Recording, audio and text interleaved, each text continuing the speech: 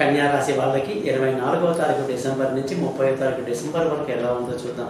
ఈ వారం కన్యా రాశి వాళ్ళ యొక్క స్థితి వారం చివరి వరకు కూడా బాగానే ఉన్నప్పటికీ శని ఆదివారాల్లో బుధుడి యొక్క వక్ర స్థితి వల్ల కొన్ని ఇబ్బందులు ఏర్పడుతున్నాయి అన్నమాట. అంటే మీకు శుక్రవారం వరకు మీరు ఏం చేస్తే అది బాగానే ఉంటుంది, తర్వాత కొన్ని ఇబ్బందులు, కొన్ని తక్కువ తెలియక నిర్ణయాలు తీసుకునే అవకాశాలు ఉంటాయని చెప్పేసి ముందుగానే హెచ్చరించడం జరుగుతుంది. ఇకపోతే మీ జాతకంలో శుక్రుడి యొక్క మార్పు కూడా చాలా పెద్ద చేంజెస్ అనమాట. ఎందుకంటే శుక్రుడు తులా నుంచి వృశ్చికంలోకి వెళ్ళిపోవడం వల్ల సమయానికి ధనం చేతికి రాకపోవడం, పిల్లల చదువు వెనక్కి పడడం, కుటుంబంలో కొంత అశాంతి, ఇవన్నీ కూడా జాగ్రత్తగా మీరు చూసుకుంటే ఈ వారం మీకు బాగుంటుంది.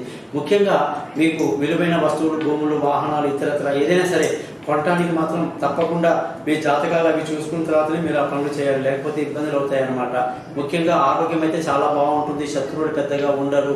అలాగే ఏమన్నా అప్పులు అప్లై చేస్తే కూడా లోన్కి అప్లై కూడా మీకు వెంటనే శాంక్షన్ అయ్యే అవకాశాలు బాగుంటాయి. ఆ పిల్లల విషయంలో వాళ్ళ విదేశాల చదువుల కోసం తీసుకునే నిర్ణయాల్లో కొంత జాగ్రత్తగా ఉండడం మంచిది.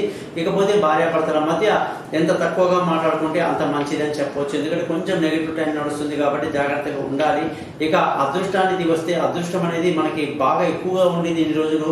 ఇప్పుడు అదృష్టానికి అది శుక్రుడు తగ్గిపోవడం వల్ల బలం బాగా పెద్దల సహకారం పెద్దగా లభించకపోవడం, అదృష్టం కలిసి రాకపోవడం అనేది జరుగుతాయి అన్నమాట. ఉద్యోగస్తులందరికీ కూడా ఈ వారంలో బుధ గురు శుక్రవారాలకు మనం ఏం చెప్తే అదంతా కరెక్ట్గా నడుస్తుంది, అంతా బాగుంటుంది. కానీ తర్వాత కొన్ని జరిగే అనూహ్య పరిణామాల వల్ల ఇబ్బందులు పడే అవకాశాలు ఉద్యోగస్తులకు కన్యా రాశి వారిలో ఉందన్నమాట. వ్యాపారస్తులందరికీ లాభాలు చాలా బాగుంటాయి, వ్యాపారంలో మంచి డెవలప్మెంట్ కనిపిస్తుంది. ఎలాగైనా సరే వారం ఎండ్కి కూడా మంచి లాభాలతో బయటపడిపోతారు. ఖర్చులు అధికంగా ఉండే అవకాశం మాత్రం లేకపోలేదు. ఇక ఈ వారంలో మీరందరూ కూడా చక్కగా మరకతం అనే రాయిని 17,000 జపాలతో ఉంటుందన్నమాట. అది చిటికెని వెలుగు ధరించి దానికి మంత్రం 17 సార్లు రోజు చదువుకోవడం వల్ల మొత్తం మీకు సక్సెస్ కనిపిస్తుంది.